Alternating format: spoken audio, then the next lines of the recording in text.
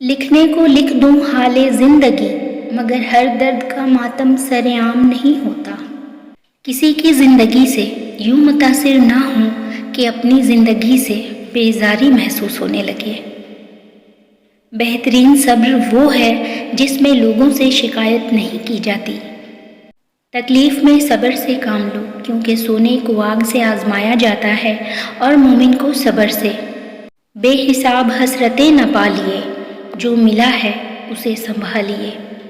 زخم جو دکھتے نہیں وہی دکھتے بہت ہیں۔ کامیاب زندگی، انتظار، صبر اور اللہ کی ذات پر یقین۔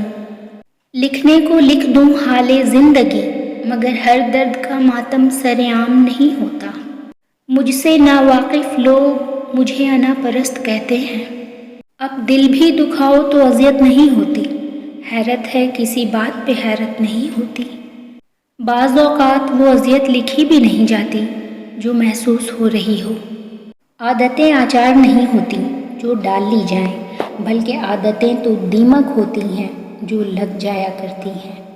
سنی سنائی بات دیکھی ہوئی بات کے برابر نہیں ہوتی۔